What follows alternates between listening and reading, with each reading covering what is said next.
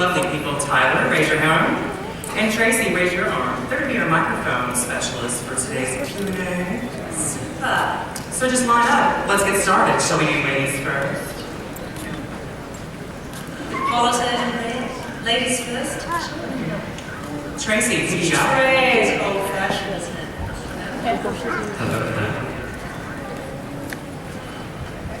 No, we can do that first. Whoever's there first. Yeah. Let's ask them first. Say again. Make it a contest.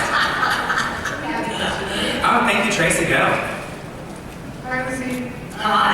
I love you and everything you've created, but especially your SNL that you hosted back in the 90s. I want to ask you about Back in the 90s, so last century. Yes. If you remember, I wanted to ask you specifically about the very amazing sketch, Stevie Nicks for You Around Up. I remember it well. Yes. And how do you prepare for that? Because it was genius. That's good. We prepared for that. They ask you, have you got any talents? And you go, no, that's why I'm here. And they said, any mimicry? I said, well, as a kid, I kind of did Chrissy Hind and Stevie Nicks. And I said, oh, let's get Stevie Nicks. So I did my little rendition of it, like, oh, perfect, that's a keeper. And then they wrote this fajita roundup, that's some joke about Stevie Nicks and Lindsey Buckingham who settled down and owned some roadside taco store, which as a non-American, I absolutely did not see what was funny about that bit. And I think it could happen. And so I think maybe that was the X factor in that particular skit, because I had no idea that it was funny, if it was funny, and that people would ever remember it. So just kind of magic helped me. Tyler. I love it. Hello. Well, I went to DragonCon once. It was awful. I'm supposed to be Grumpy Cat. Probably. Oh, Grumpy Cat. Got it. The meme, the cat, the... Oh, yeah, gorgeous. Got it. That's funny. Hey, I'm not mean too. Look at all the fox I get.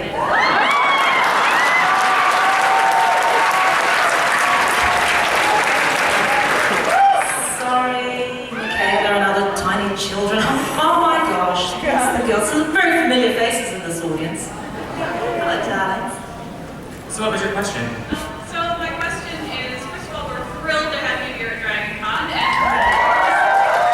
thank you very much for coming. I was wondering how you heard about us, what you heard about us, and it made you want to come here. And then I'm also interested in knowing what we can look forward to seeing or hearing you do in the future. That's one of those. This is a three-pronged question.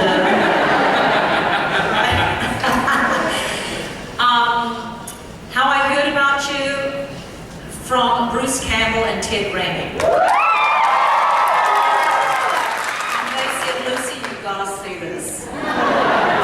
I've never done I've done I've just done Xena conventions in Los Angeles, so I happened to be there because they were there first, and I try to honor them. If I'm in town, there's no way I could not go. They'd hunt me down in my career.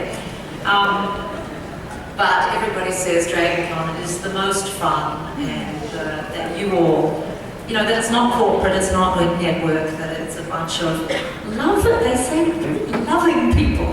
Yeah, it's a different kind of It's run by fans. It's run by fans. It really is run by fans. Like, there's nobody here that doesn't seem to be a total and utter nerd.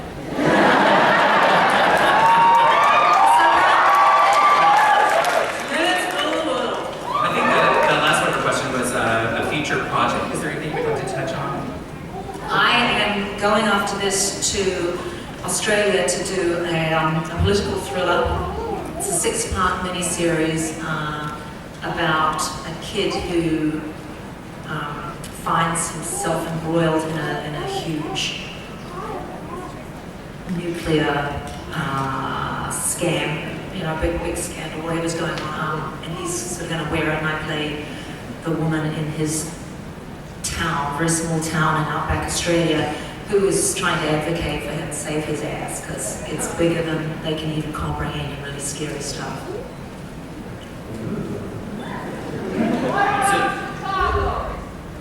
What about Chicago? You're not mentioning Chicago. What's wrong with you, Lucy? Chicago. Sorry, the poem's on my mind. You're right. I'm going to do Chicago. That's out in town. Chicago. No, not that Chicago. I'm going to do a very gritty version of Chicago where I'm playing Velma. And in the Fosse Broadway version, like some, is this? Do it. Should I do my little Fosse? Yeah.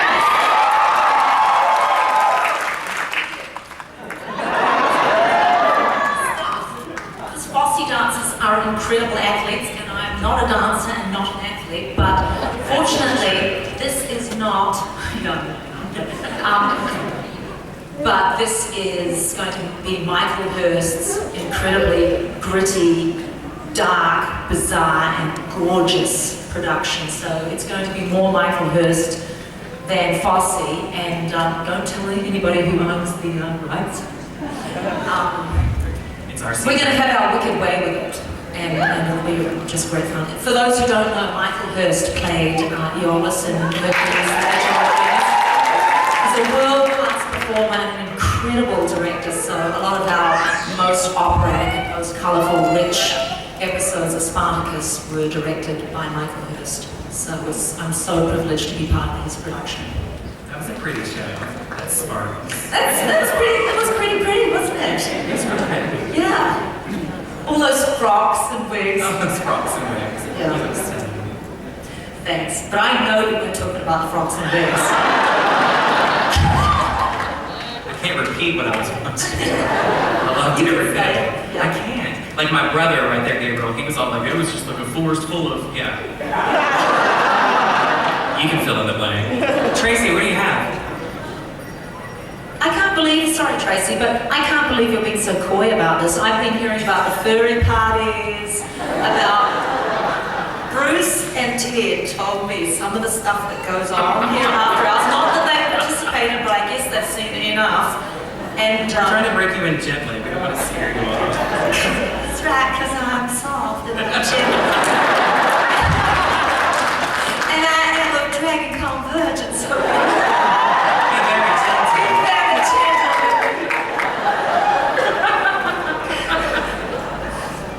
I think it was a forest of cocks. Tracy.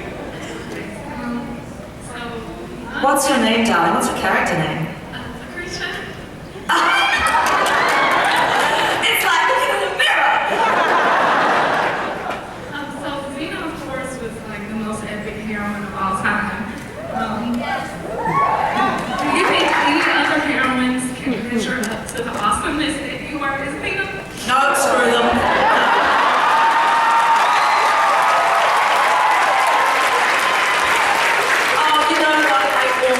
To give the ultimate, what Nina Simone is to music. I would say that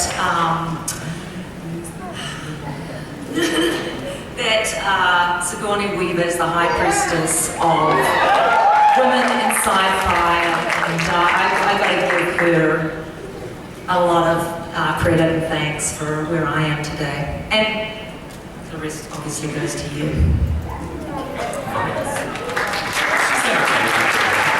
She's done okay, that's a good one. Yeah.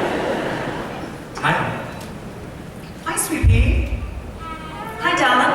I have a question. I really like your horse, Argo, Xena. I was wondering if you got horse lessons for the show. What's your name, darling? Abby, Abby, how old are you? 9. See, when I was a little bit older than you, my godfather, Uncle Brian, who lived on a farm, bought me a little pony to ride. I think it wasn't a very expensive pony. And some people didn't think she was a very good pony, but I thought she was the best. And I learned to ride from 10 years old to 15, and just always loved horses. And I used to make horses out of like bean bags and bits of wood and stuff and pretend to ride them. So, oh, I'm ready for the furry party now. That reminds me. Anyway, all those things that you do as a kid eventually come in handy. So whatever you love doing, if it's doing voices or doing harmonies, look, it happened, I went and used my Stevie Nicks voice later in life. So all the stuff that you do as play, as children, is prep for you growing up. So, you know, play.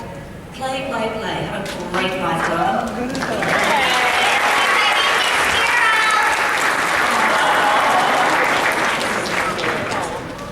Thank you. Tracy? Hi, I want to say thank you for everything that you do. Xena was a huge part of my life growing up. I wouldn't even say that. I was wondering, Why? it was one of the shows that just really spoke to me about being strong and About what, sorry? About being strong. About being strong and, you know, making a difference and just standing up and being badass. Effectively. But I want to know what got you started in your massive conservation efforts for your environmental stuff. I don't know about massive, I do my little bit, but I'm, just one person.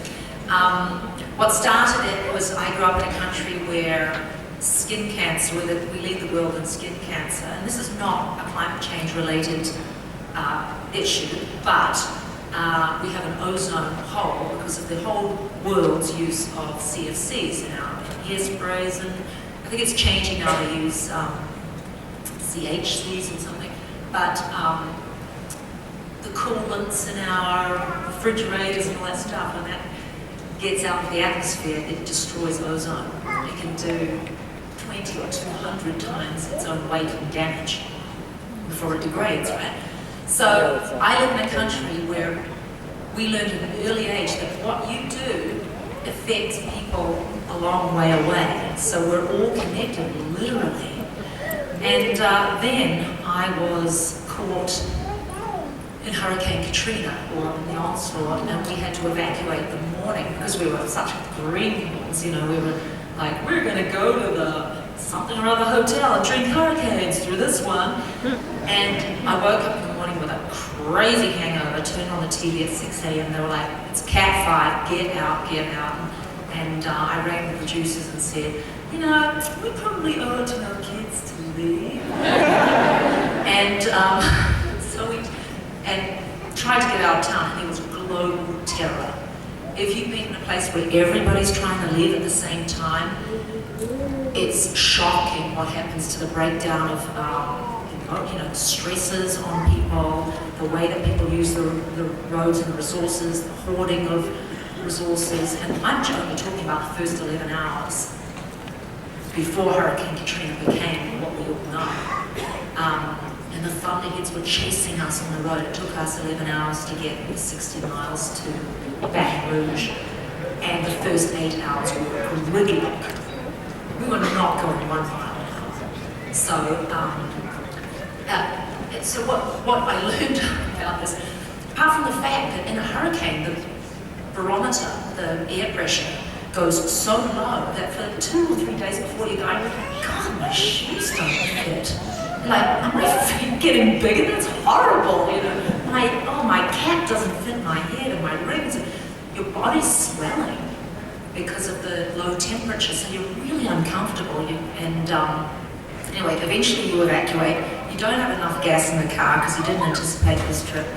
You don't want to get out, even if you have money, you don't want to get off the road, out of the grid, because you'll never get back in to get gas. You need water, you need food, so you're living on like peanuts and chocolate because that's what's in your car, and it's salty and you need something to drink. There's no information after water and food and toileting.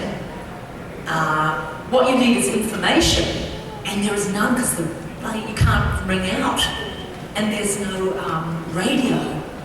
So I learned what global terror is and what increasing frequency and intensity of storms will mean to our cities and to the inhabitants. And the poorest people have no means of leaving, nowhere to go, no way to get there, and probably cannot possibly imagine a different scenario than whatever's coming. So we saw these little kids walking in the other direction, 13 years old, Scooby-Doo with their little purses on their fingers in the other direction from the traffic. And you know they're going to spend the next 2 weeks on a balcony.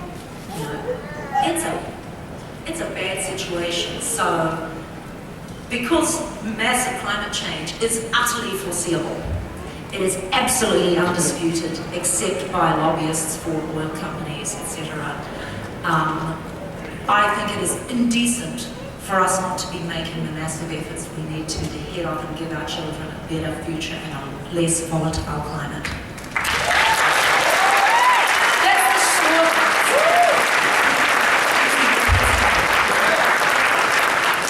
It's all about decency, eh? Politics, it's just decency. Tyler, who do you have with you?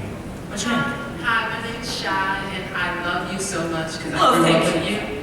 And I would like to know, since you were the baddest in playing Xena, would you ever consider playing Wonder Woman for the upcoming Justice League?